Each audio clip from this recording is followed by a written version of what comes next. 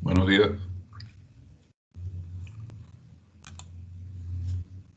Buen día.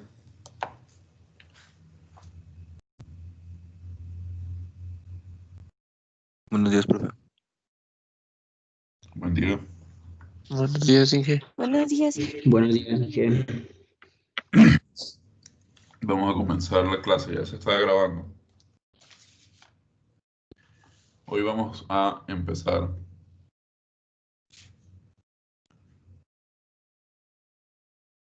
con la parte de la materia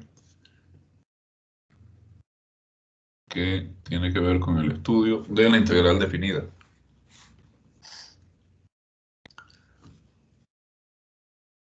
Ya cubrimos la integral indefinida. Vimos varias técnicas de integración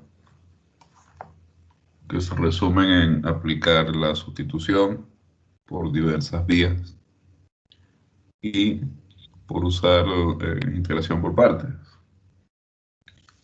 Y ahora vamos a ver la integral definida. A primera vista parece algo que no tuviera mucho que ver una cosa con la otra, pero luego vamos a ver cuál es la relación entre ambos conceptos usando el teorema fundamental del cálculo. Y veremos que para calcular integrales definidas, si uno sabe calcular integrales indefinidas, pues basta con hacer eso y luego eh, hacer ciertas otras cosas que ya veremos cómo son. Pero en principio, la motivación para estudiar, a ver, ya va, se me perdió el lápiz, ok. La motivación para estudiar la integral definida viene de lo siguiente. Tenemos una función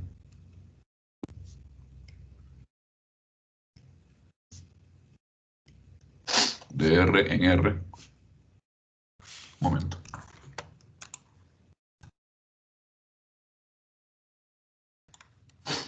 Ya. Tenemos una función de R en R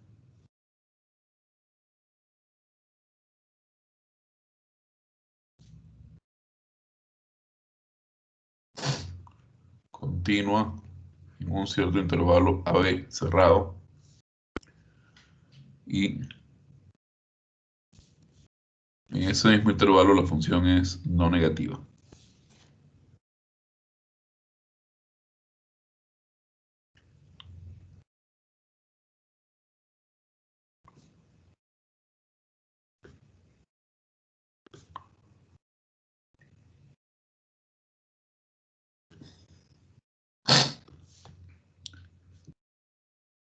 Y nosotros queremos saber cuál es el área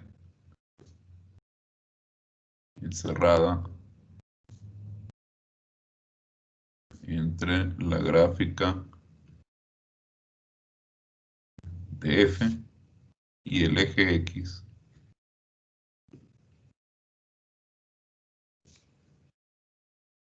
sobre este intervalo. Es decir, el área de la región limitada por lo siguiente.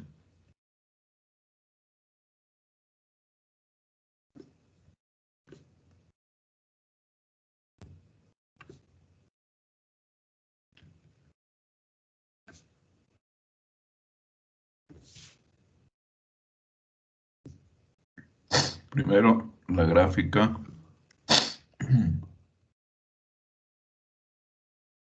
de F.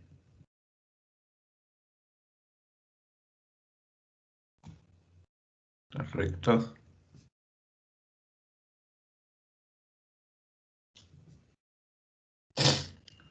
X igual A y X igual B. A veces podemos omitir una de estas si F es 0 en A o en B. Y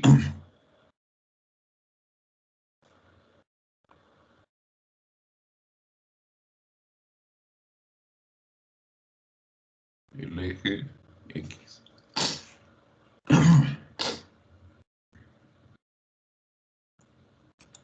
Veamos cómo podríamos abordar ese problema.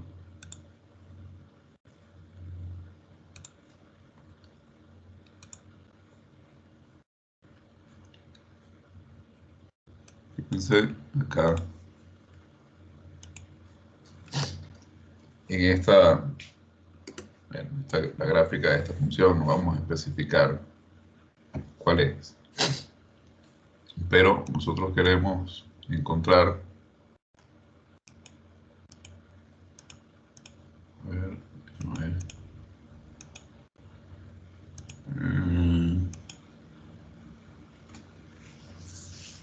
eso más o menos ilustra la región cuya área queremos encontrar. Queremos encontrar la parte, el área de la parte de ese rectángulo que está entre la curva que vemos ahí y el eje X. Tenemos una función positiva sobre todo el intervalo AB, que en este caso es el intervalo menos 1, 2. Continua también sobre ese intervalo.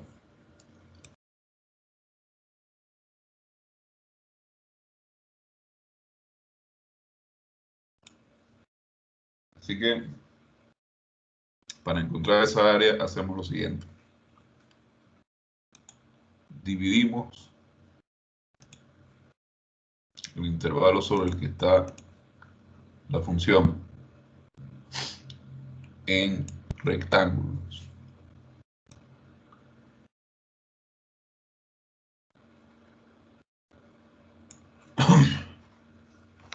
Un cierto número de rectángulos. Y sumamos las áreas de esos rectángulos. Entonces eso nos da una aproximación. En este caso, todos estos rectángulos están por debajo de la gráfica. Decía que eso nos da una aproximación del área bajo la curva. Si aumentamos la cantidad de rectángulos, esa aproximación se va haciendo cada vez más cercana al área que queremos calcular. Fíjense, ahí tenemos 16 rectángulos y parece una aproximación bastante buena. El espacio entre el borde superior del rectángulo y la gráfica de la función se va cortando. Si continuamos aumentando nuestro número de rectángulos, la aproximación va acercándose cada vez más al área que queremos calcular y así sucesivamente. Mientras más rectángulos tomemos, más cercana se ve nuestra aproximación. Hacemos zoom acá. Vemos cómo el espacio que hay entre el tope de cada rectángulo y la gráfica de la función que delimita superiormente el área el espacio es mínimo acá. Y podemos seguir aumentando. Acá tengo un tope de 100 rectángulos, pero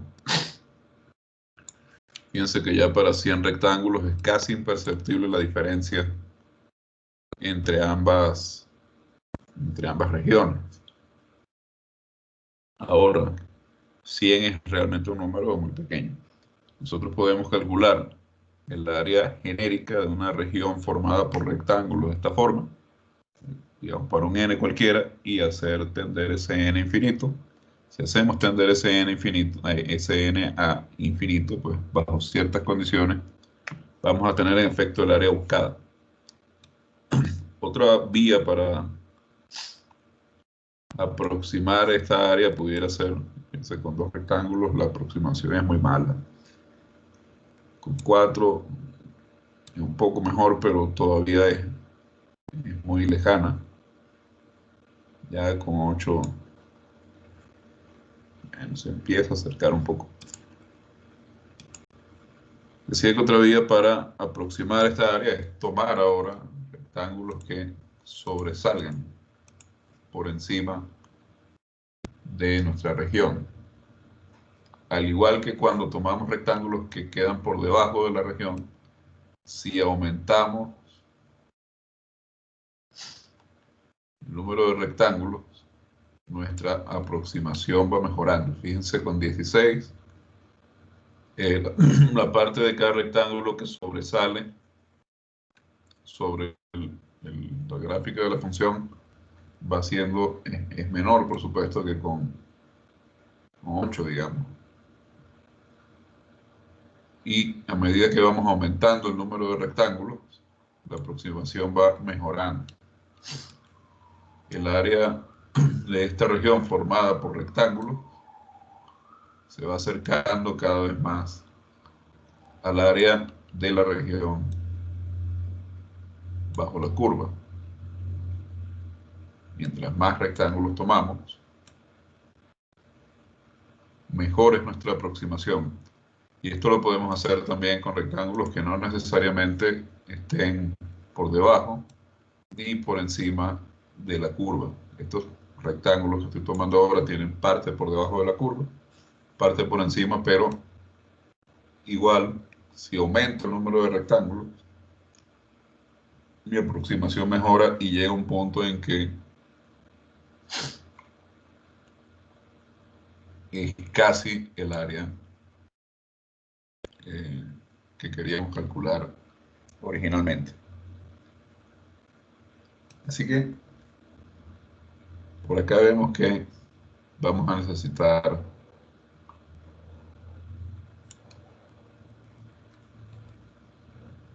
a ver, vamos a copiar acá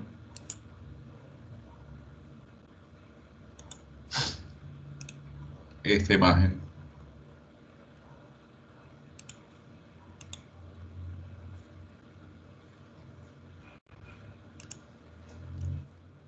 y vamos a pegar en el OneNote.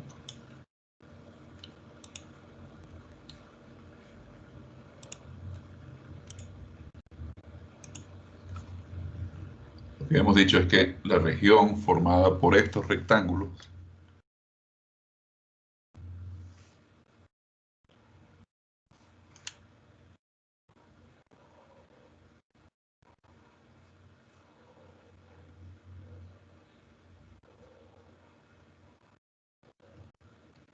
región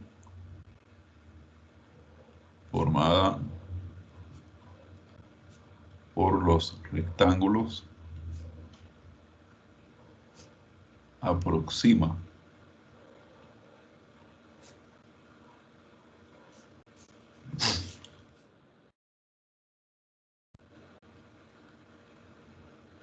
la región cuya área queremos calcular.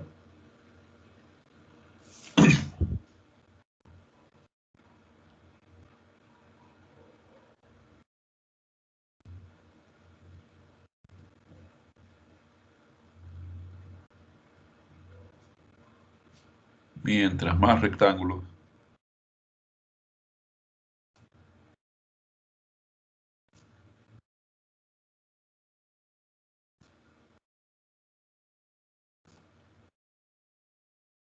mejor es nuestra aproximación.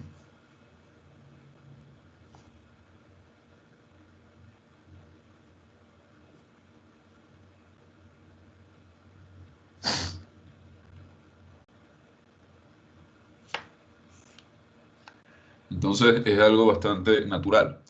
Nosotros, en el fondo, lo que estamos haciendo es tomar la región cuya área queremos calcular y dividirla, digamos, en tiras verticales. Y el área de cada una de esas tiras la estamos aproximando con un rectángulo. ¿Qué necesitamos entonces para poder estudiar, poder calcular el área de esta región? Digamos que R es, digamos que R es la región bajo la curva en el intervalo AB. Eso es R. Entonces, ADR es el área de R.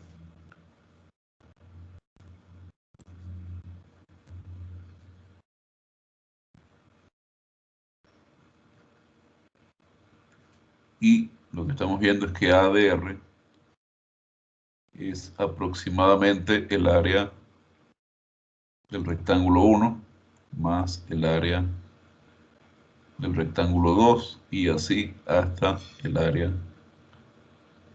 del rectángulo N. Vamos a copiar acá, a nombrar acá, digamos, este rectángulo como el rectángulo 1, por acá hay varios rectángulos y aquí está el rectángulo enésimo. La suma de las áreas de esos rectángulos aproxima el área de la región. Así que es lo que estamos viendo acá que necesitamos. En primer lugar, necesitamos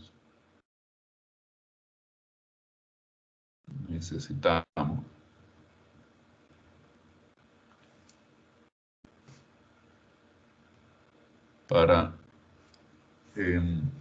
estudiar, para calcular esta área, algunas cosas. Primero, calcular áreas de rectángulos, que es algo muy sencillo.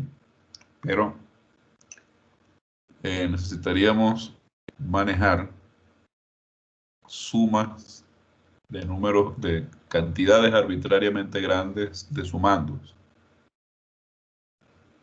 Sumas de cantidades arbitrariamente grandes de sumandos. O de cantidades arbitrarias, digamos, de sumandos. Y necesitamos, fíjense, que cada uno de estos rectángulos tiene como base un pequeño subintervalo contenido en el intervalo menos 1, 2, en este caso en el intervalo AB. Y necesitamos estudiar también subdivisiones. Subdivisiones de AB. Entonces vamos a comenzar por estas dos cosas. Estas dos cosas son herramientas que vamos a usar en la definición de la integral definida. Comencemos estudiando entonces lo primero, cómo manejar sumas con n sumandos.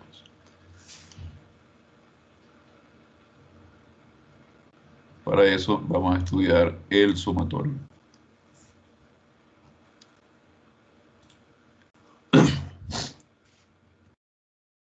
Esto es simplemente notación.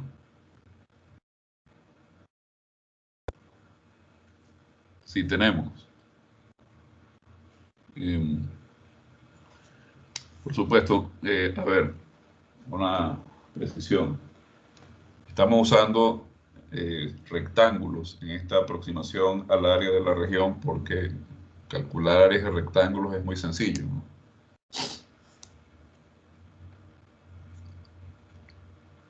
Vamos a anotar por acá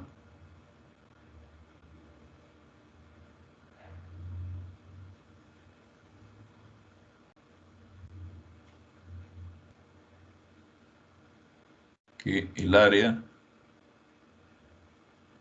de cada rectángulo, el área del iésimo rectángulo, digamos, es la base de ese rectángulo por su altura.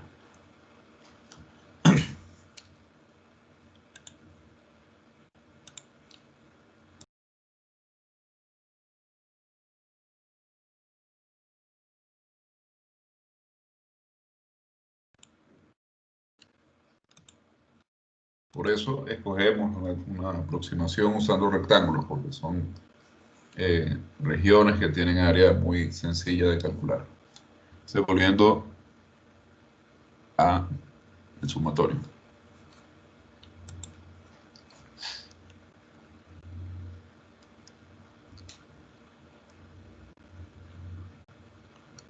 aquí. Si tenemos números reales A1, A2, hasta A sub n. Resulta que la notación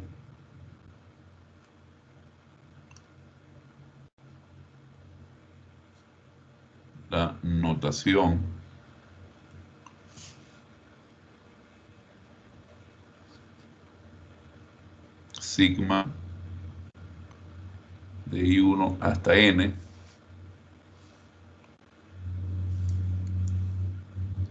a ver, voy a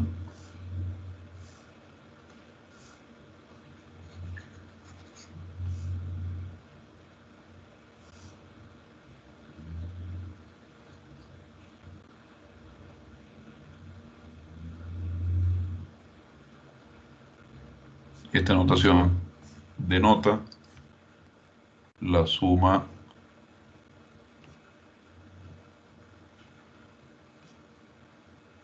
de estos términos, A sub 1 más A sub 2 más A sub 3 hasta A sub n. O representa esta suma. Entonces, ese símbolo lo que representa es una suma de una determinada cantidad de números reales. Lo podemos considerar una especie de abreviación, especie de abreviatura de esta suma. Y, digamos, si tenemos ahora una función de R en R definida sobre los enteros, cuyo dominio abarca los... A ver, sonó algo por aquí. Invitado a admitir. Cuyo dominio abarca los enteros. Y tenemos dos números enteros, m y n, tales que m es menor o igual que n.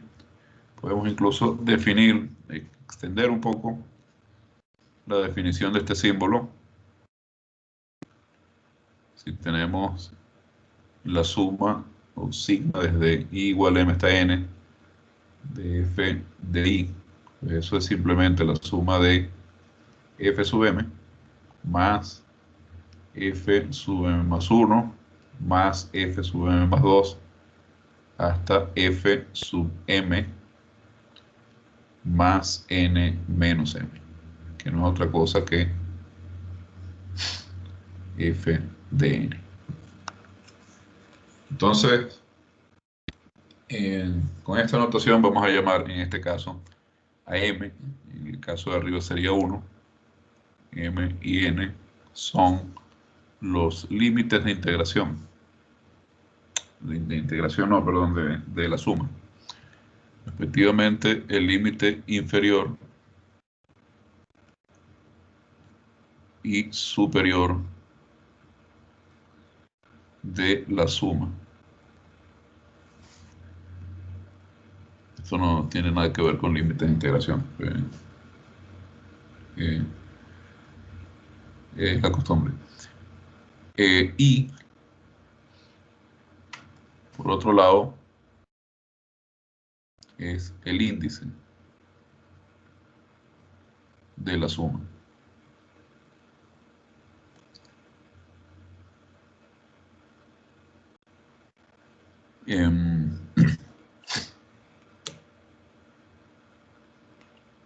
Una vez presencié una especie de discusión sobre cómo debía uno decirle a este símbolo sigma mayúscula, si sumatoria o suma. Entonces alguien decía que la palabra sumatoria no existía en castellano, que lo apropiado era llamarla suma. Yo concuerdo parcialmente con esa idea, pero podemos llamarla sumatoria si quieren, o sumatorio, o suma. La verdad, entre esas tres opciones, A mí me parece que es igual, como quieran llamarlo.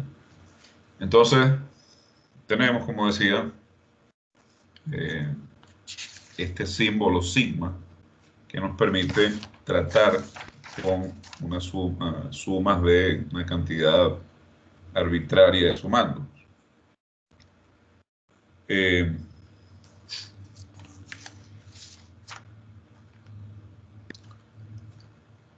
por supuesto, por cierto, al FDI lo llamamos término enésimo de la suma.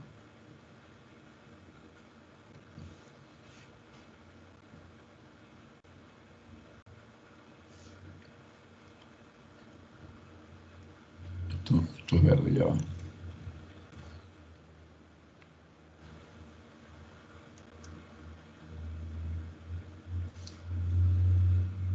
El término iésimo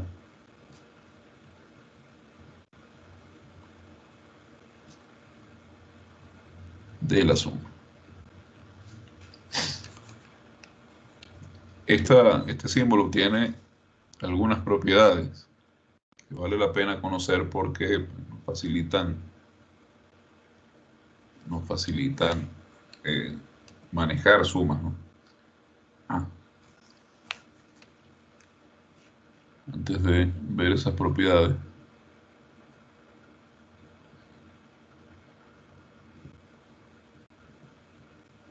es bueno que prestemos atención a lo siguiente. El índice de una suma es mudo.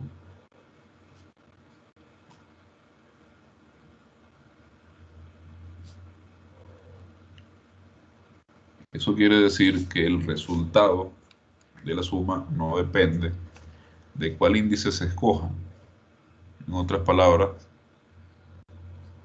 si uno suma desde i igual 1 hasta n, los términos a sub i, obtiene el mismo resultado que si emplea otra letra para indexar a los números que está sumando. Si en vez de i usamos j, a sub 1, a sub 2, más a sub 3, a sub n, o usamos k, de k igual 1 hasta n, igual estamos sumando en cada caso a sub 1 más a sub 2 más a sub 3 y así sucesivamente hasta a sub n. Entonces, el índice es mudo en el sentido que no importa qué letra se use.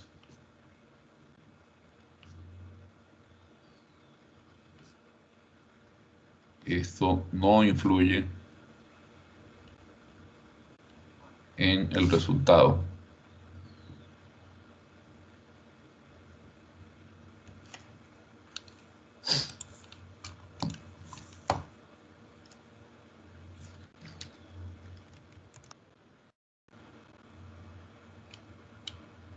Bien.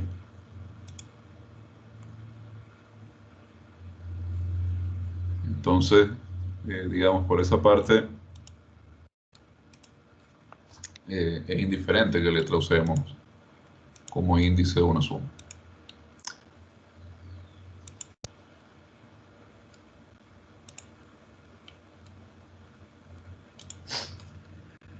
Entonces, por ejemplo, veamos algunos ejemplos de suma.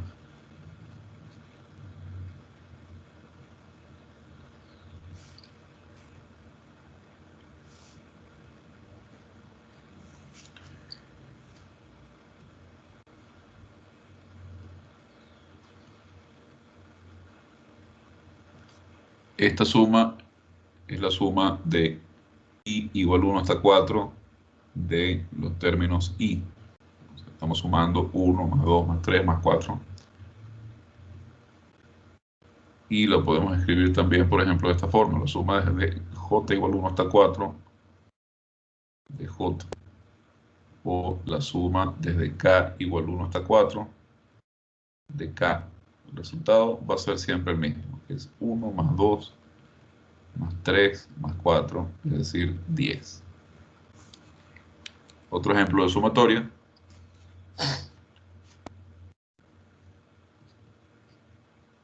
Tenemos la suma desde i igual 7, digamos hasta 10, de i cuadrado.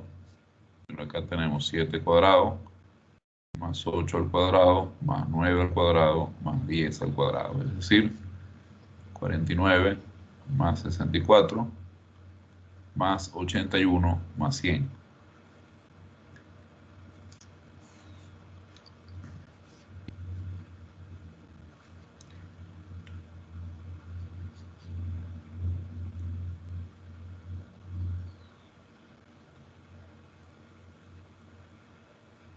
O podemos también tener la suma de 1 hasta 4, de k igual 1 hasta 4 de a la menos k.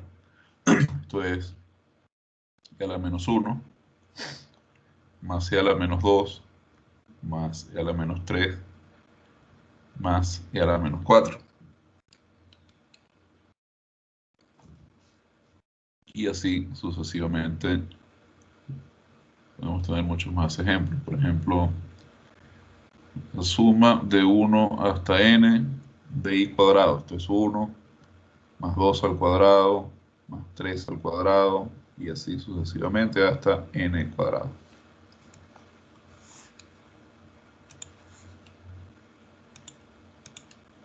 Bien.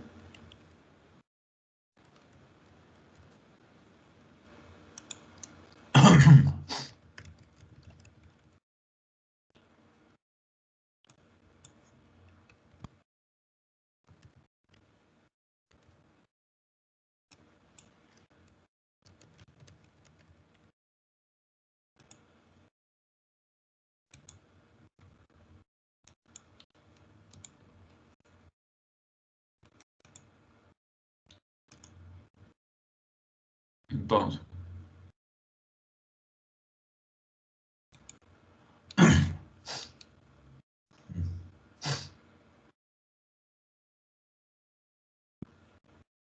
ok. Aquí está. Ok.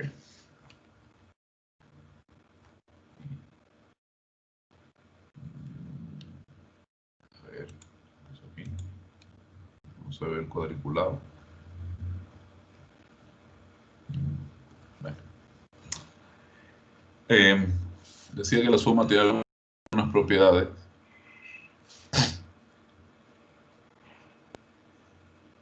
La suma, este símbolo, que vamos a ver en dos teoremas.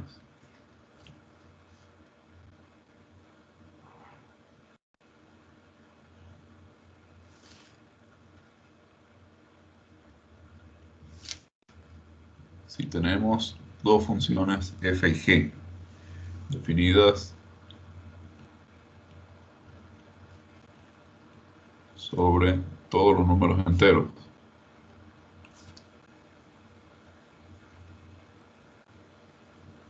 y tenemos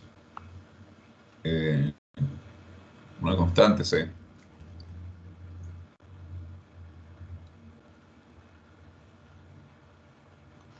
la suma tiene las siguientes propiedades. Primero,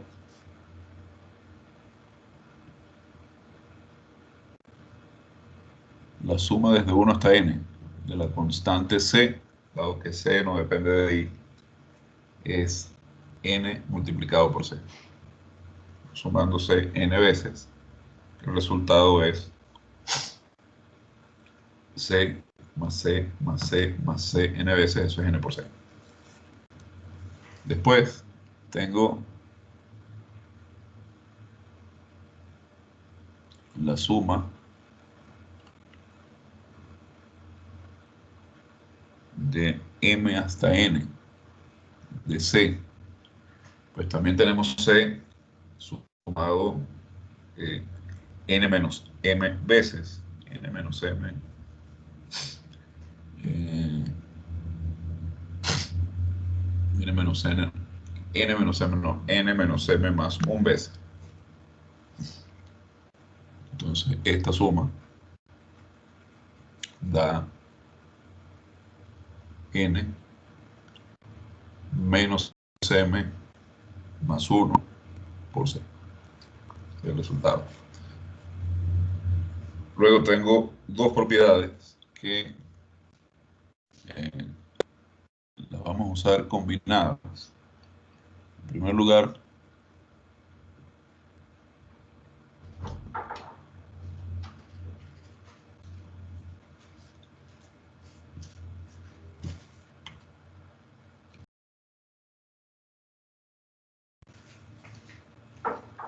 si tenemos la suma desde 1 hasta n, desde igual 1 hasta n, de c por f de i, eso es la suma desde 1 hasta n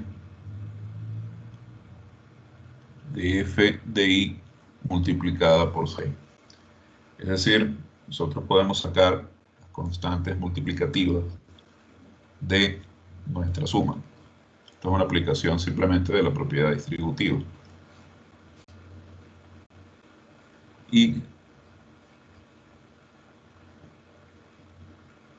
si tenemos la suma desde 1 hasta n de f de i más g de i, o de f de i menos g de i,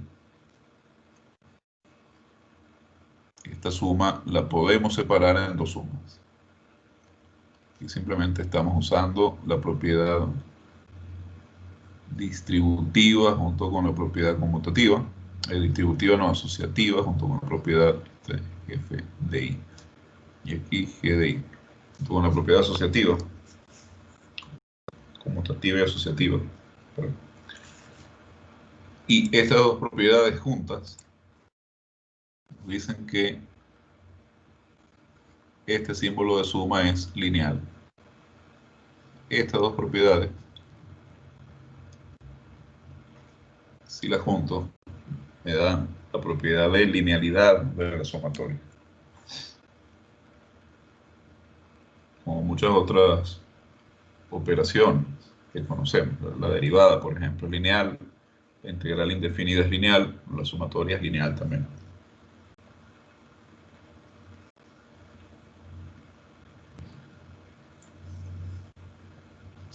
Luego, tenemos un par de propiedades que podemos llamar de desplazamiento de los índices.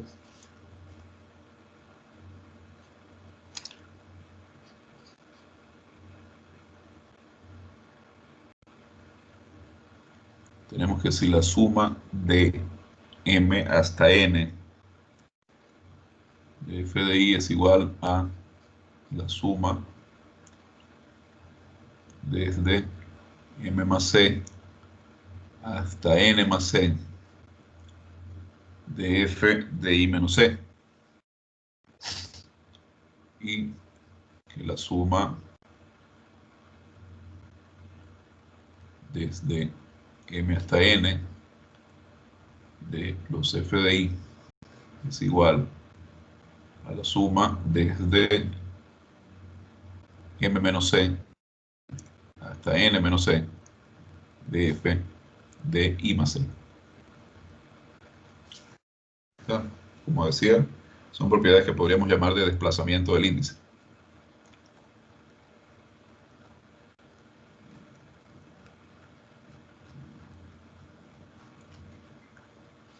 Y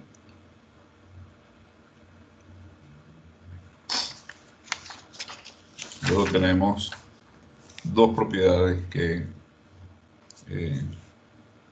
son muy útiles para evaluar algunas sumas y que llamamos propiedades telescópicas. Tenemos por un lado que la suma desde 1 hasta n de f de i menos f de i menos 1.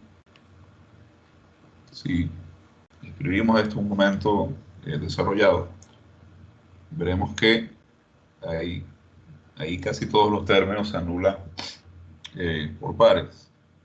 Así que esto es f de n menos f de 0. Esta propiedad se llama propiedad telescópica. Propiedad telescópica. Estamos tomando una suma que tiene n términos. Cada término es una recta. Y estamos colapsándola a un solo término, a una sola recta. Y esto lo podemos generalizar, lo podemos considerar un poco generalizado si tomamos la suma desde m hasta n de f de i menos f de i menos 1. Entonces, de nuevo, considerando todos los términos que se anulan, etc., esto es f de n menos f de m menos 1. Y esta la podemos llamar propiedad telescópica generalizada.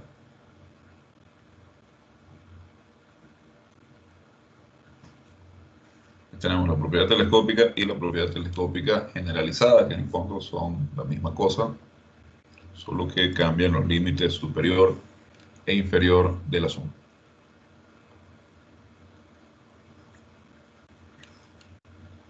Y tenemos también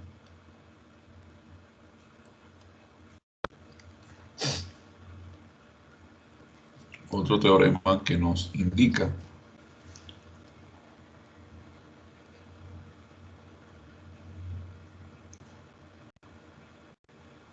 que el valor de algunas sumas comunes, algunas sumas que usamos comúnmente. Primero, tenemos que la suma de 1 hasta n de i es n por n más 1 sobre 2. Después, la suma desde i igual 1 hasta n de i cuadrado es n por n más 1 por 2n más 1 dividido para 6.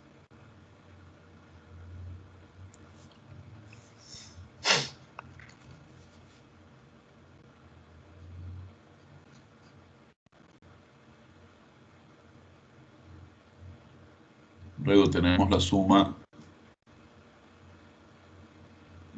de los cubos de los n primeros números reales.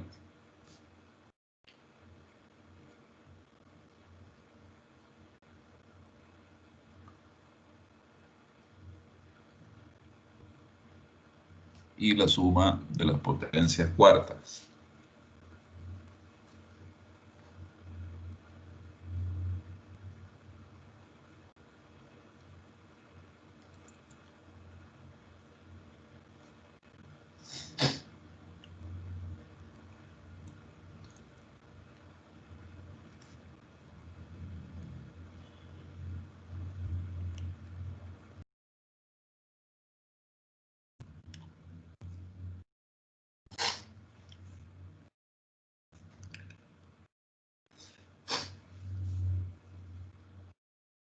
Pueden ver que hay una relación entre la suma de los n primeros números reales y la suma de los cuadrados de los n primeros números reales. La suma de los cuadrados es la suma de los n primeros números reales multiplicado por 2n más 1 tercios. Luego, la suma de los n primeros cubos es el cuadrado de la suma de los n primeros números reales. Y luego, fíjense que tenemos la suma de las n primeras potencias cuartas, que es la suma de los n primeros cuadrados multiplicada por 3n cuadrado más 3n menos 1 sobre 5.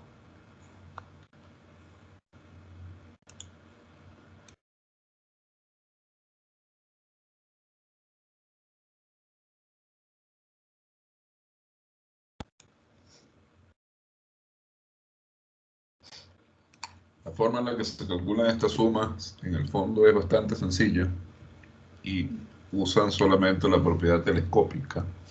Fíjense, vamos a hacer la demostración de la parte A y el resto es bastante similar. ¿Por qué hacer la demostración? Porque si se les olvida cuál es la suma, pues por lo menos pueden tratar de deducirlo y seguir trabajando. Entonces, a ver, aquí. Vamos a comenzar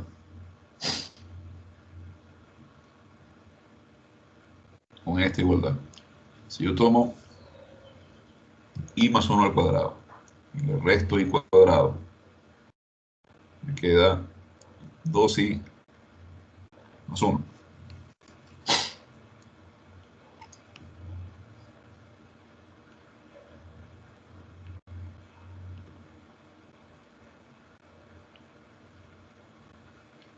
Entonces aquí sumo desde 1 hasta n, i más 1 al cuadrado menos i cuadrado.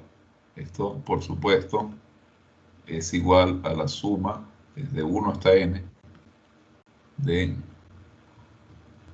2i más 1. Lo que hago es sumar desde 1 hasta n, ya que cada término yésimo es igual, la suma desde 1 hasta n pues preserva la igualdad.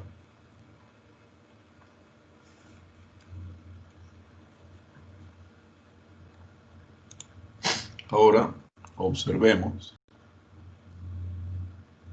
que lo que tengo del lado izquierdo es una suma donde puedo aplicar la propiedad telescópica. Fíjense, estoy sumando restas del tipo i más 1 al cuadrado menos i cuadrado, es decir, restas del tipo f de i más 1 menos f de i, donde f de i es i cuadrado. Así que aplicando acá la propiedad telescópica, me queda que el lado izquierdo es n más 1 al cuadrado menos 1.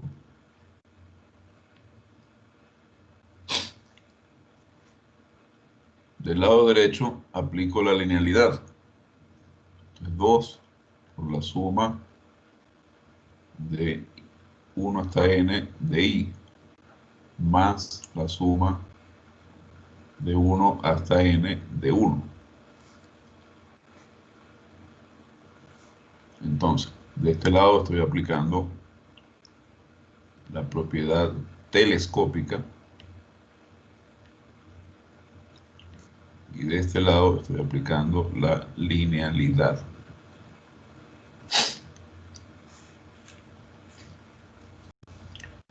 Y ahora simplemente despejamos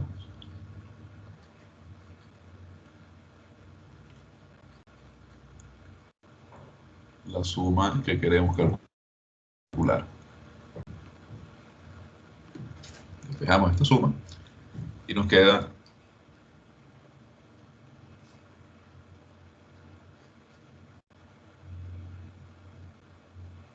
que esta suma es igual a n más 1 al cuadrado menos 1 menos la suma desde 1 hasta n de 1, todo dividido para 2. Esto es un medio de n más 1 al cuadrado menos 1, que es n cuadrado más 2n. Aquí tengo n cuadrado más 2n, menos la suma de 1 hasta n de 1. Tengo una constante sumada n veces, es lo mismo que multiplicar esa constante por n. Entonces, eso es n. Tengo que la suma que quiero evaluar es un medio de n cuadrado más 2n menos n, y eso es n cuadrado menos n. Y si factorizo el n, eso es n, perdón, eso es n cuadrado más n. Si factorizo el n, eso es n por n más 1 sobre 2. Y esta manera de demostrar de sumar estas sumas, lo puedo adaptar a los casos B, C y D. Por ejemplo, para demostrar B, tomo I más 1 al cubo menos I al cubo igual a lo que resulta, queda algo en términos de cuadrados de I y en términos de I. Y sabiendo cuánto suma la suma A, podemos despejar eh, la suma de I igual 1 hasta n de I cuadrado, de forma similar a como hemos hecho acá. Entonces es bastante sencillo.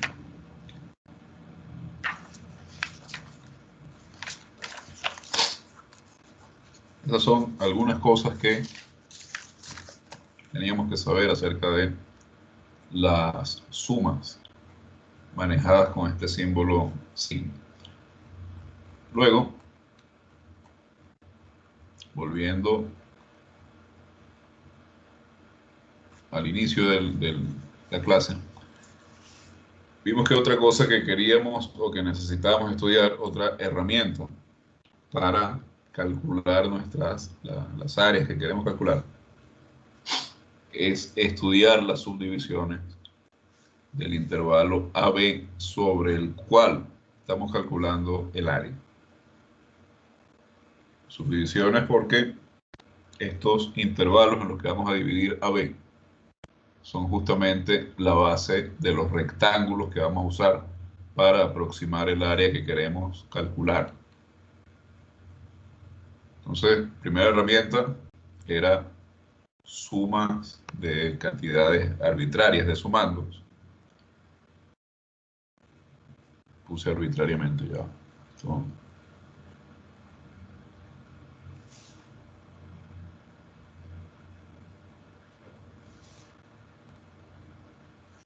arbitrarias. Esa herramienta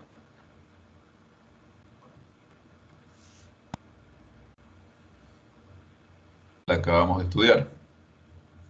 Bueno, pues ahora falta estudiar las subdivisiones del intervalo AB.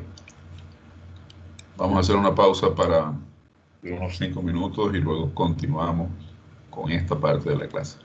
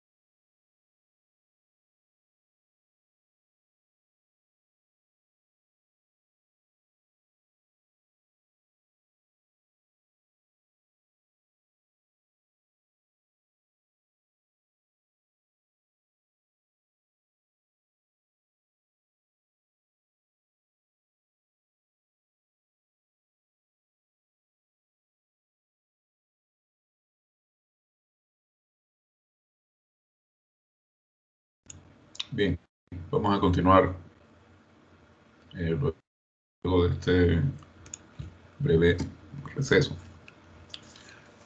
Habíamos dicho que la otra herramienta que íbamos a necesitar para calcular nuestras áreas aproximadas eran las subdivisiones del intervalo AB.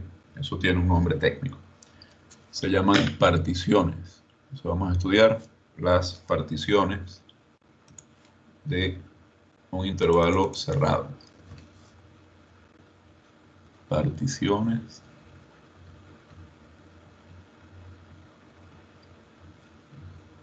de un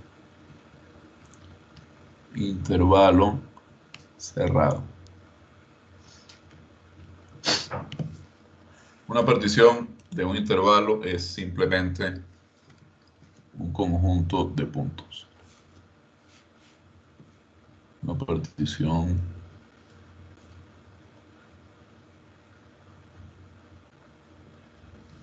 aquí, una partición, vamos a llamarla P,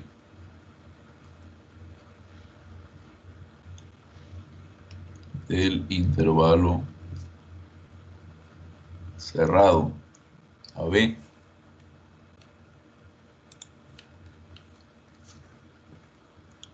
es un conjunto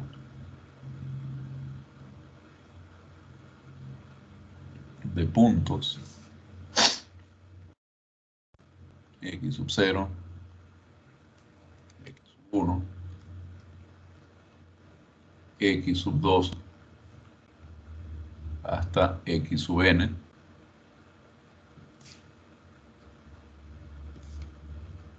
tales que ellos van en orden creciente, es decir, x0 es menor que x sub 1, estrictamente, que a su vez es menor que x sub 2 y así, hasta x sub n menos 1, que es menor que, bueno, vamos a poner acá un punto intermedio, es x sub i menos 1, que es menor que x sub i, y así, hasta que llegamos a x sub n. Además, x sub n es igual a b, y x sub 0 es igual a a. Entonces, P lo que hace es dividir nuestro intervalo cerrado AB en subintervalos de esta forma. Subintervalos. Ya. Ok. P subdivide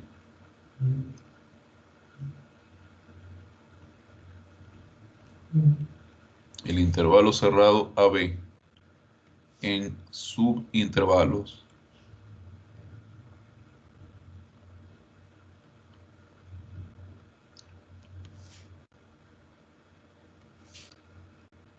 primero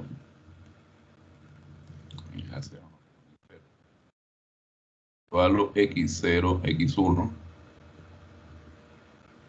luego el intervalo x1, x2, así continuamos. Tenemos el intervalo que va de x sub i menos 1 a x sub i, y así hasta el intervalo de x sub n menos 1 hasta x sub n.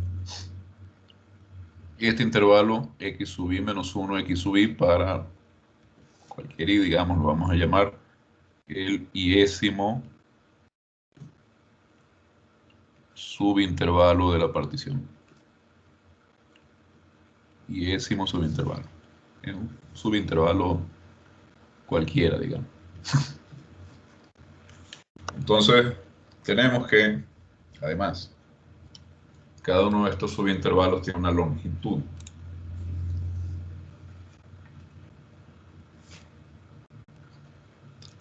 La longitud de el intervalo iésimo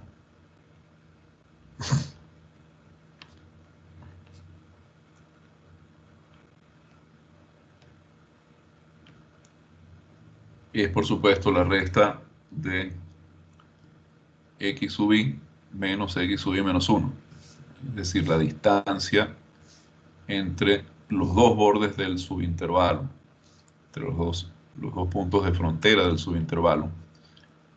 Y esto tiene una notación especial, entonces se denota como delta sub i por x, o sea, delta sub i x.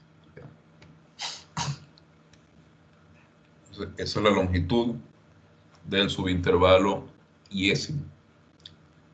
Y noten ustedes que si uno suma todas las longitudes de los subintervalos de una partición,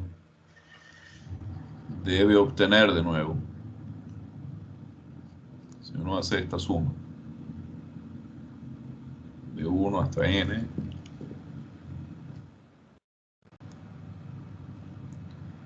de las longitudes de delta ix, esto debe ser b menos a, que es la longitud del intervalo cerrado AB.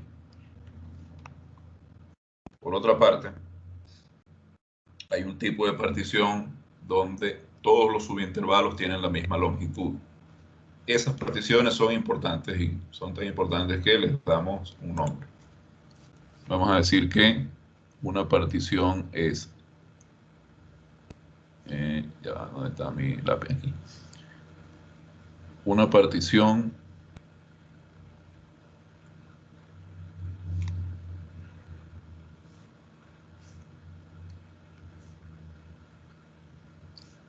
es regular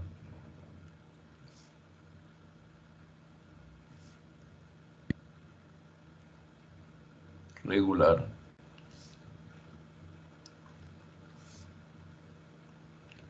si para todo una partición P, digamos, en n subintervalos,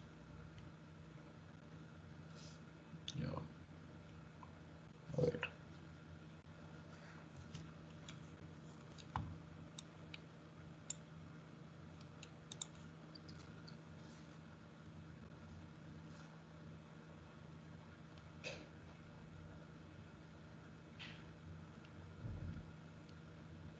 es regular si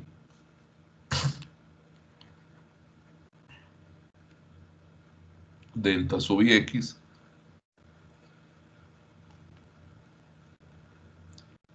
es b menos a sobre n para todo i. Acá, digamos, si queremos ser bastante más precisos, hay que añadir que esta es una partición del intervalo AB. Claro, venimos hablando del intervalo AB, pero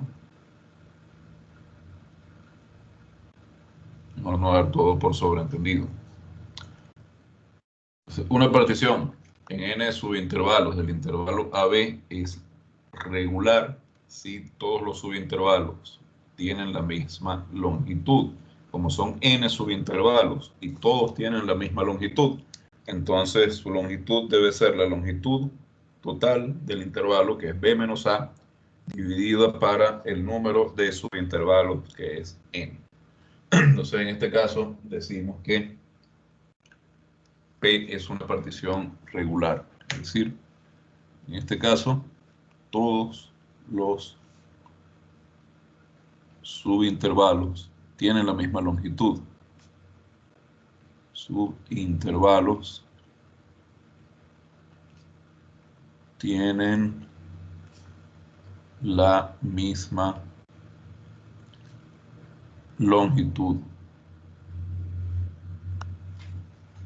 Bien.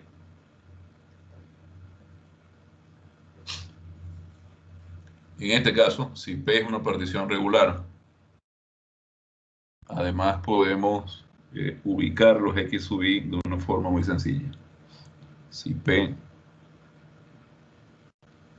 es una partición regular,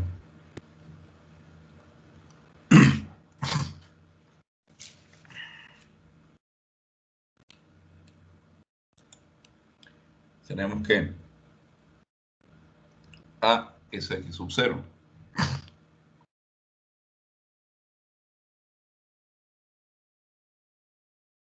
Eso es para toda partición. Pero luego X sub 1 es A más delta X.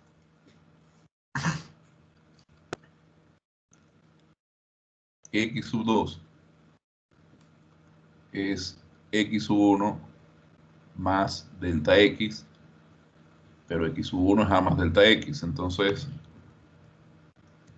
esto es A. Esto, a ver, A más delta X más 2 delta X. X sub 3. X sub 3 es X sub 2 más delta X. X sub 2 acabamos de ver que es A más 2 delta X, o sea, más 2 delta X más delta X es A más 3 delta X. Y así sucesivamente.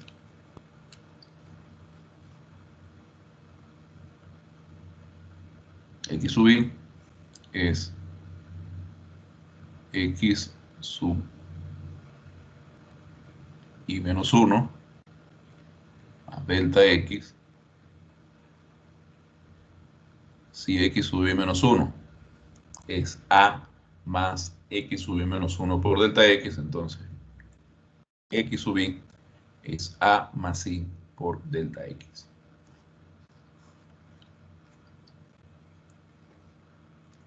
Y así sucesivamente hasta X sub N, que sería A más N por delta X. Si recordamos que delta X es B menos A sobre N, pues esto es simplemente A más B menos A, es decir, B. En una partición regular, además, los X sub I quedan bastante fáciles de ubicar. Finalmente, otra cosa que vamos a decir sobre particiones es que hay un número asociado a ella que vamos a llamar norma o diámetro de P. La norma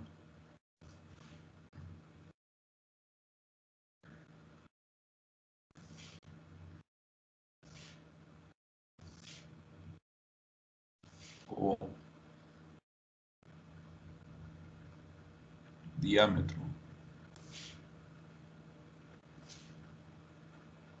de la partición P es la longitud del subintervalo más largo. Es decir,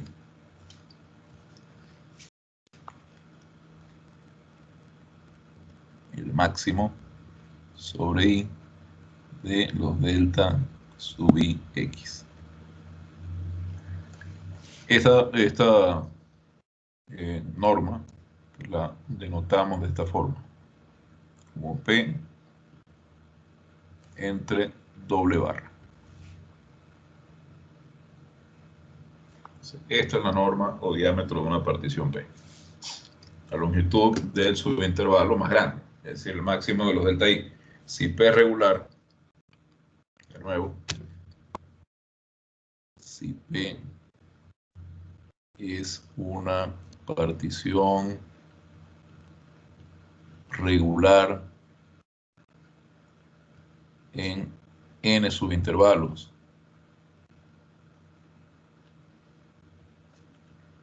del intervalo AB, ustedes van a anotarlo, entonces, como todos los subintervalos miden lo mismo, esto es simplemente B menos A sobre N, es decir, delta X. La norma de P es la longitud de cualquiera de sus subintervalos.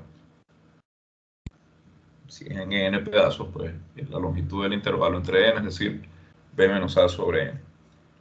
Bien, fíjense entonces, ya tenemos las dos cosas que había dicho en un principio que necesitábamos para eso por acá, estudiar las aproximaciones que hemos mostrado para cierto tipo de área. Primero queríamos los símbolos necesarios, la notación necesaria para manejar sumas que tuvieran n sumandos, la cantidad cualquiera de sumandos. Y luego queríamos mirar las características de las subdivisiones o particiones de un intervalo cerrado AB. Bueno, ahora, ¿cómo vamos a usar esto para calcular aproximaciones de áreas? Lo que vamos a hacer es lo siguiente. Vamos a volver a GeoGebra.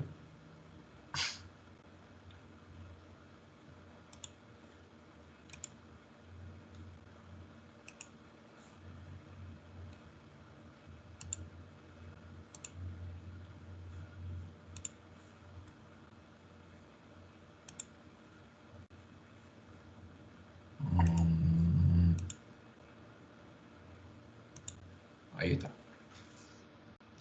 Entonces queremos calcular el área de esta función, del área de la región acotada superiormente por esta función, inferiormente por el eje X y lateralmente por las rectas verticales menos 1, X igual a menos 1 y X igual a menos 2, y X igual a 2, perdón.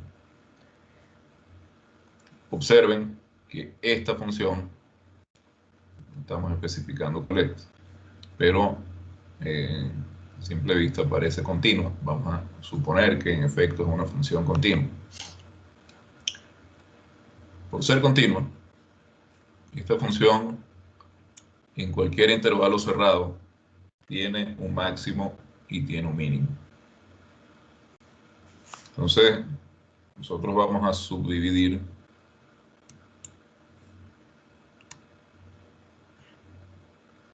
el intervalo. Vamos a hacer primero esto. Vamos a subdividir el intervalo que va de A a B, es decir, de menos 1 a 2. Vamos a hacer una partición de ese intervalo. Y en cada subintervalo, en este caso, observen, se trata de particiones regulares. Perdón. En cada subintervalo, como son subintervalos cerrados, también hay un punto donde la función alcanza un mínimo. Vamos a multiplicar, vamos a tomar ese punto como la altura del rectángulo. Y la base va a ser, por supuesto, la norma de la partición. En este caso tenemos 8 subintervalos. La norma de esta partición es la longitud del intervalo dividida para 8. Y hay cosas que me gustaría borrar. No he borrado. Por ejemplo,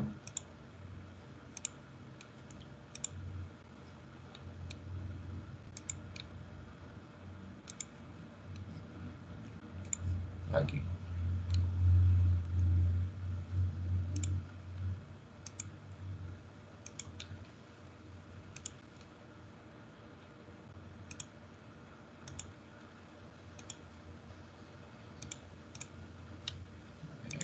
Ok. Entonces, fíjense, tenemos una aproximación sumando áreas de rectángulos que quedan por debajo de la gráfica de F. Eso tiene un nombre. A ver, vamos a volver al cuaderno acá.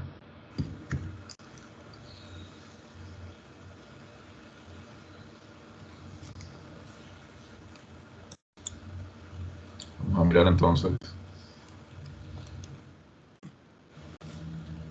una aproximación o aproximaciones de áreas. Entonces, ¿cuál es la situación? Yo había mencionado aquí, a ver si es una función continua, etcétera, etcétera.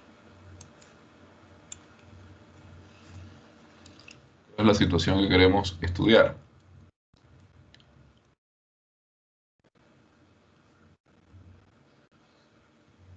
Tenemos una función f continua en el intervalo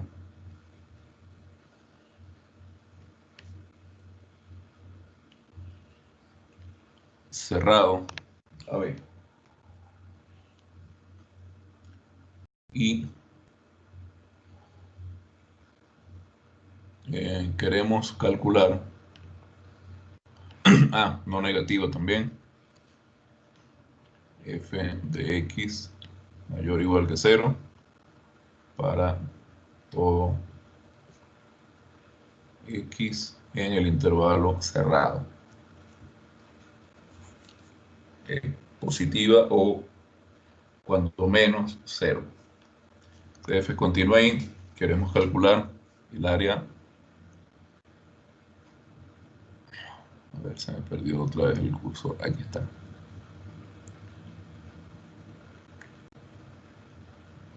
Queremos calcular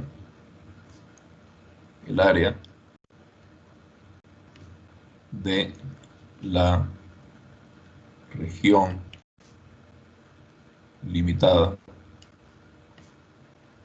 por 1, la gráfica de f.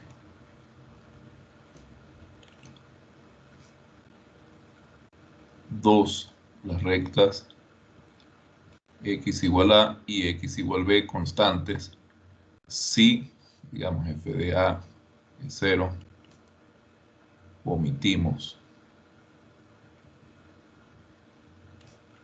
la recta x igual a, y de la misma forma si f de b es 0, pues omitimos la recta x igual b, no son necesarias. Y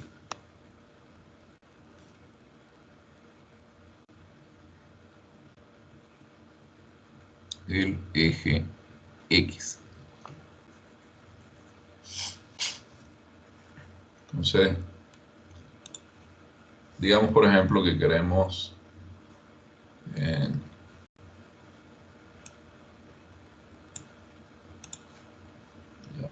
voy a buscar una imagen.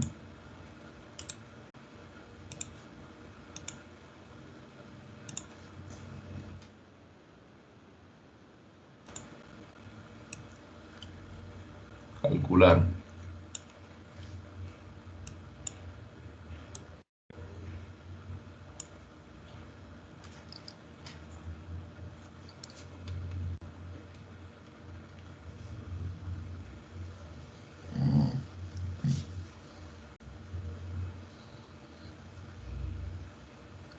ya. Okay.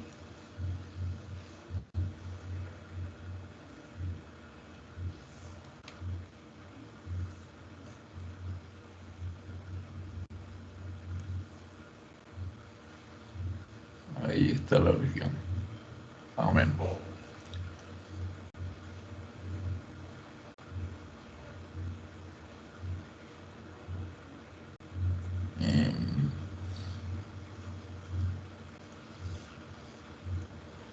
No.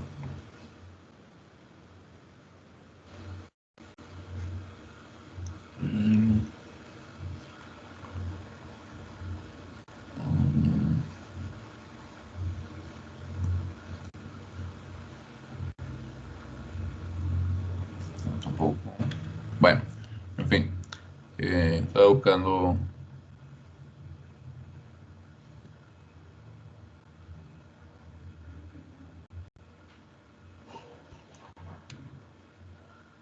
un marcador que lo he saltado, no.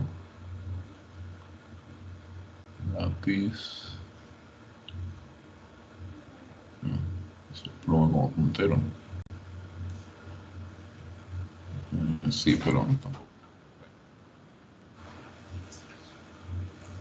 En fin.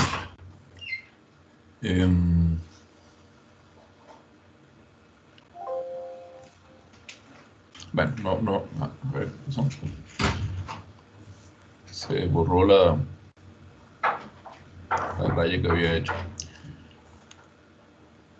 Bueno, ninguna de las herramientas de los lápices que quería usar para rellenar la región cuya área queríamos calcular me terminó de convencer. Entonces no la voy a rellenar.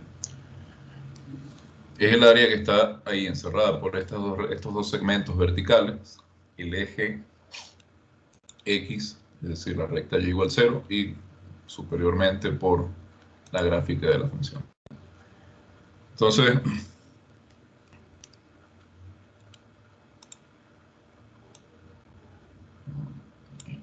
a ver.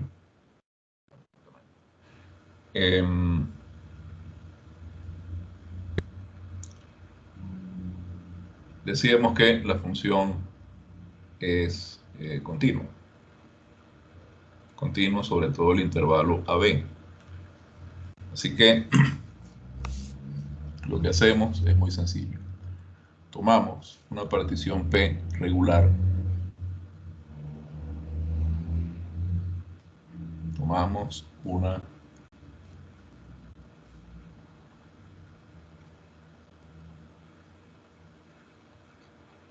a ver,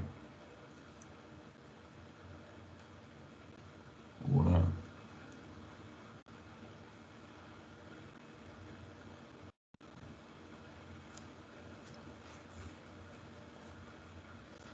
a ver, ¿qué son?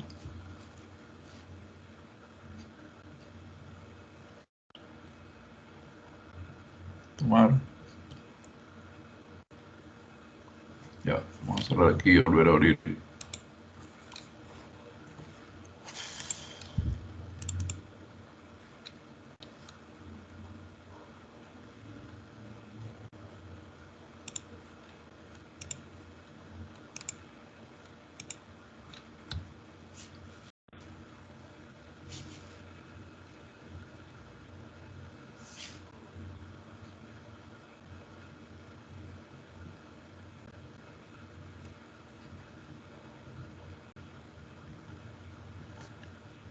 Tomamos una partición P regular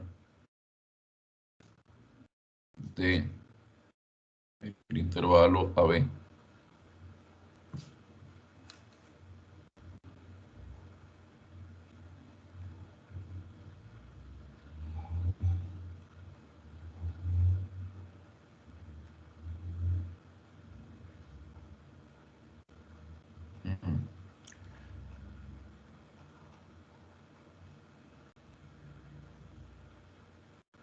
Hay algo raro aquí, no sé si ustedes vieron. Cuando traté de escribir como 3 veces primero, tomamos una partición P de AB, se borraba lo que yo escribía. ¿Ustedes también lo vieron?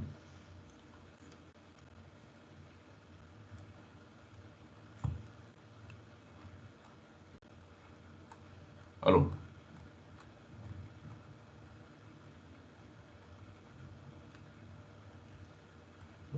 Y parece que todo está tal como lo escribí, así que... Pero es como si cambiara algo. ¿Me escuchan? Sí, Sí. Sí, mejor. Bueno, parece que no tienen muchas cosas que decir. Yo imagino que es porque todo se está entendiendo muy bien, porque si no, la otra alternativa es que simplemente no estén prestando atención, pero no creo. A ver, entonces, como decía, lo que vamos a hacer es lo siguiente. Tomamos una partición regular de ABP. ¿Sí? En el intervalo cerrado x sub i menos 1, x sub i. F es continuo. Por tanto, existe un m sub i perteneciente a este intervalo, tal que f de m sub i es el mínimo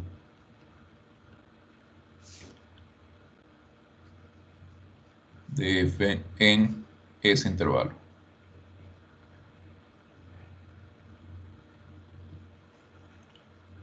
Entonces, ¿qué vamos a hacer? Vamos a tomar el rectángulo. Vamos a llamemos RI al rectángulo de base delta X, es decir, de base X sub i menos xi menos 1, ¿sí?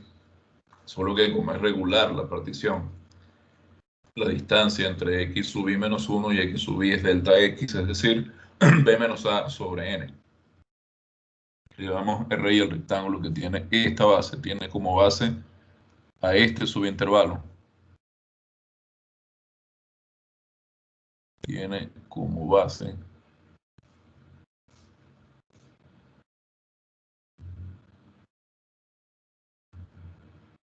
el subintervalo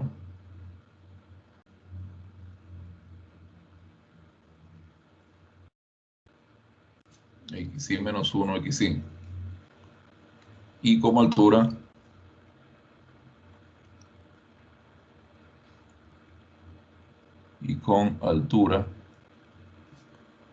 f de mi. Entonces, obviamente, este rectángulo queda por debajo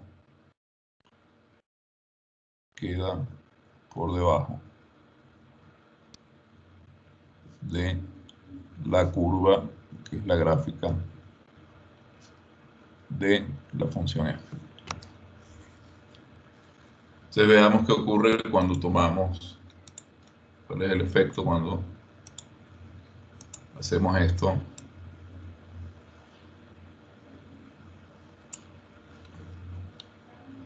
Con una partición regular de unos 8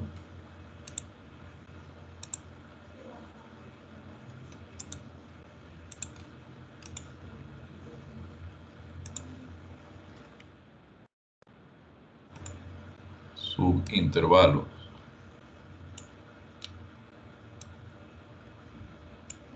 Estos son los R sub i.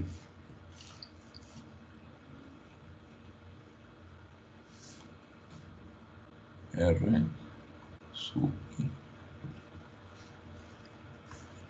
Entonces, si sumamos las áreas de esos R sub i,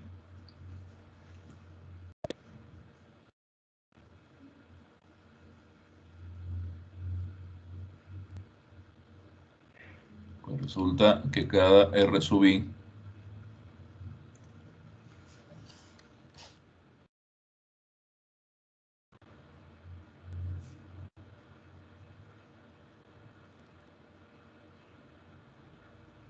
tiene área base por altura.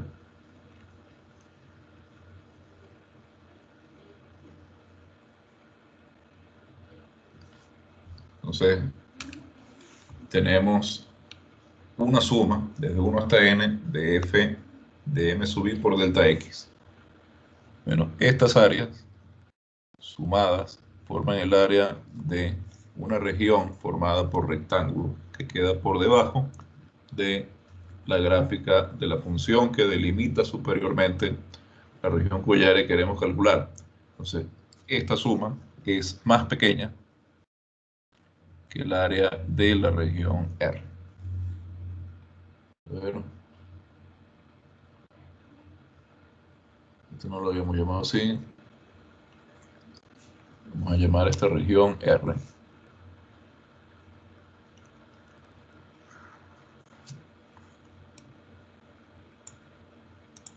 Región R. Ya va.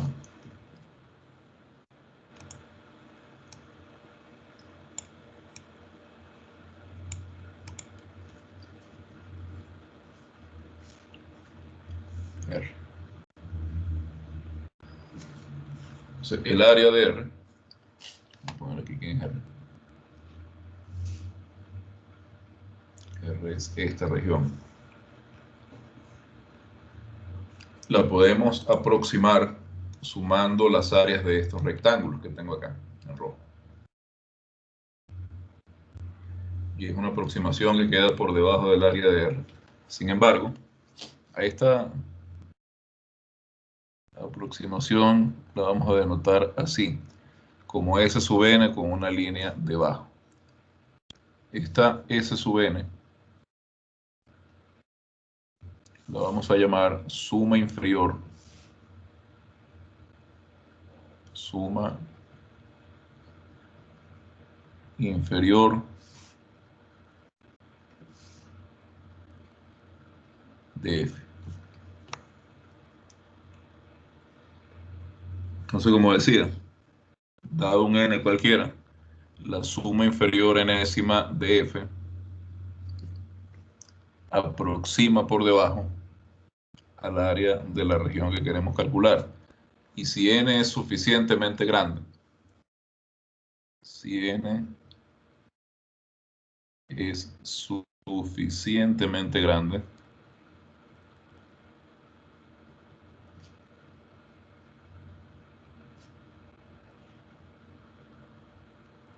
la suma inferior enésima es aproximadamente el área de R.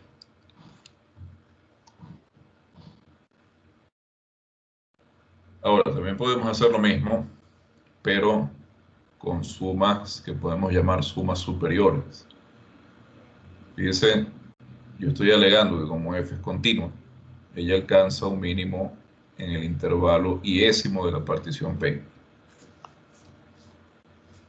Pero eso también lo puedo usar para decir que como f es continua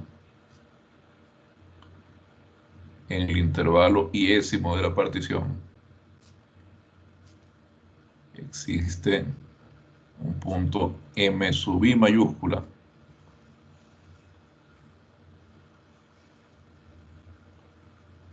en este intervalo, tal que f de m sub i mayúscula es máximo.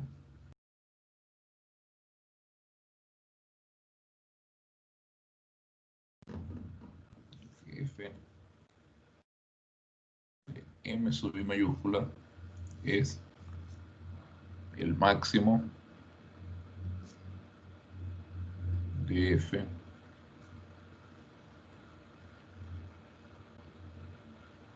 en este subintervalo. Entonces ahora podemos decir que T sub i, llamarlo T sub i, sí, vamos a llamarlo T sub i, o vamos a llamarlo R asterisco sub i, es el rectángulo cuya base es el intervalo x sub i menos 1 xi y cuya altura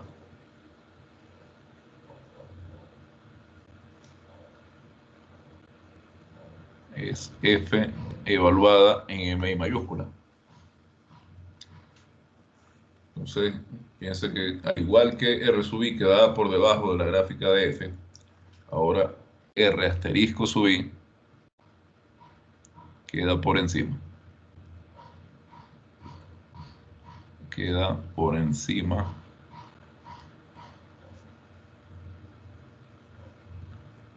de la gráfica de f. Igual,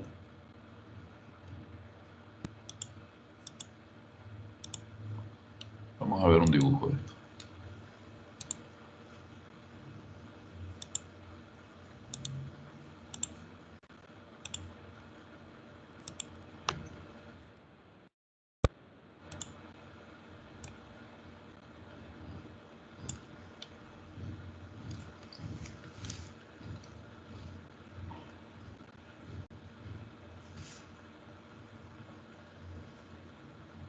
Por acá tenemos R asterisco sub I.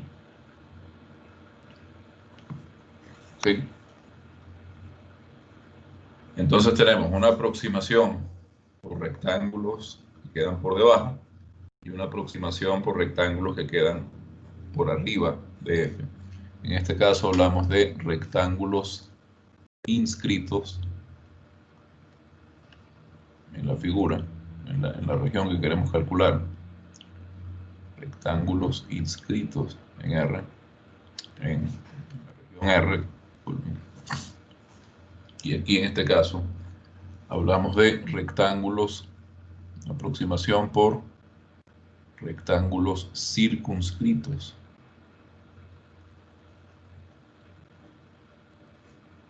a R. Cuando rebasan a R son rectángulos circunscritos, cuando están por debajo de R son rectángulos inscritos. Entonces, sobre estos rectángulos, fíjense, si uno suma todas sus áreas de los rectángulos circunscritos, voy a llamar a esto, lo vamos a denotar como S sub n con una barra arriba. Entonces, la suma de 1 hasta n de las áreas de los R asterisco sub I.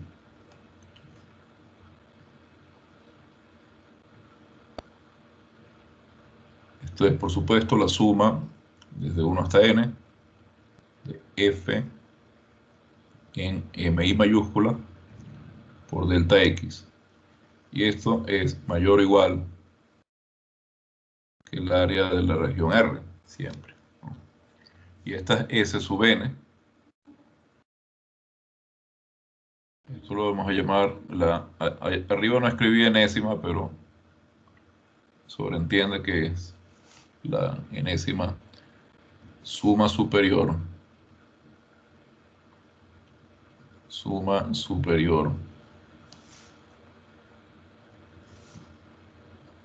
de F. Entonces, primero, pues está claro que la enésima suma superior siempre va a ser mayor o igual que el área que queremos calcular, el área de la región R. Y además, si n es lo suficientemente grande, n suficientemente grande,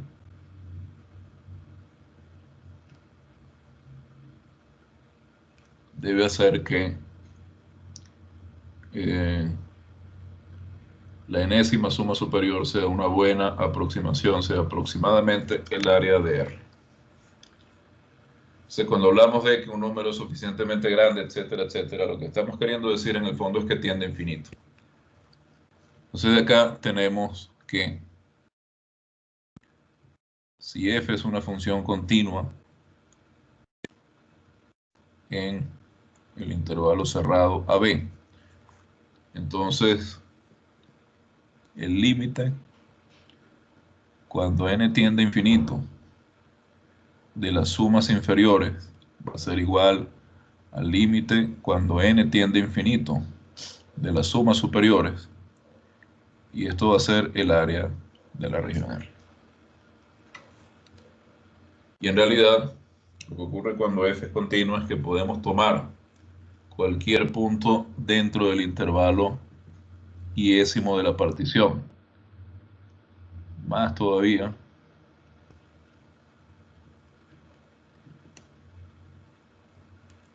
el límite cuando n tiende a infinito de la suma de 1 hasta n de f de c sub i por delta x es el área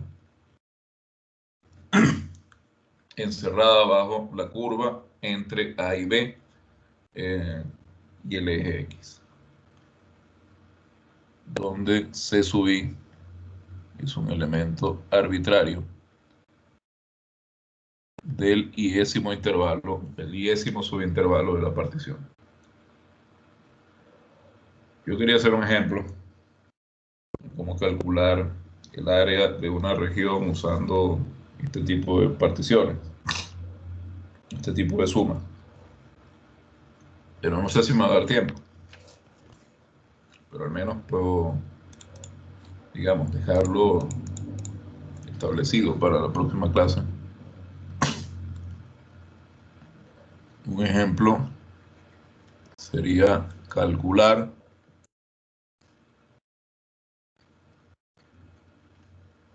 el área delimitada por la gráfica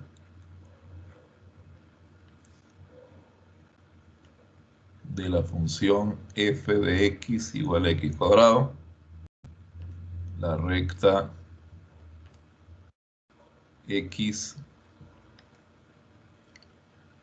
igual a 3 y el eje x sobre, bueno, aquí hay algo redundante, sobre el intervalo 0,3.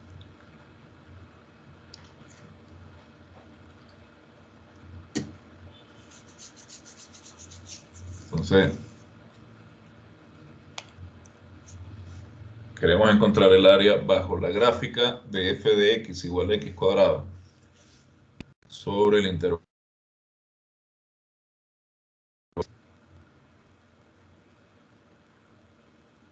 Para eso, lo que debemos hacer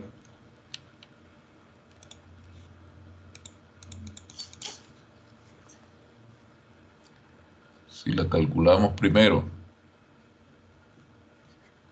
por rectángulos inscritos,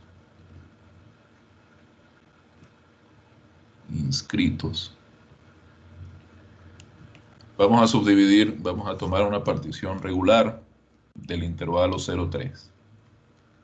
P, partición regular de 0,3. Como f es creciente en ese intervalo, creciente en ese intervalo, el área del rectángulo inscrito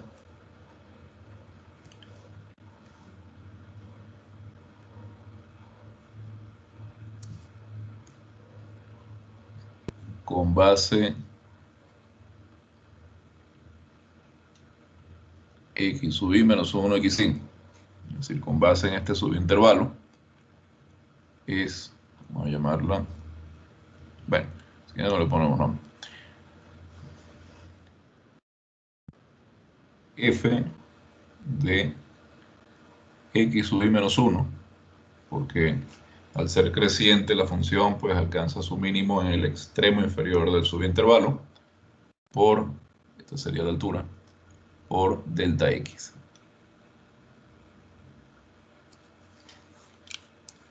Entonces la suma inferior correspondiente a esa partición es la suma de 1 hasta n de x sub i menos 1 al cuadrado por delta x. Entonces esta es la suma de 1 hasta n de, recuerden que x sub i era a más i por delta x. A en este caso es 0. Entonces esto es i menos 1 por delta x todo al cuadrado. Al cuadrado, acá por delta x. Así que para escribirlo rápidamente y dejarlo por acá hasta el jueves, esto es i menos 1 al cuadrado por delta x. Delta x es la longitud del intervalo 0,3 entre n. Entonces esto es 9 sobre n todo el cubo. Y esa es la suma que tenemos que calcular. Ya lo haremos el jueves que viene. ¿Preguntas?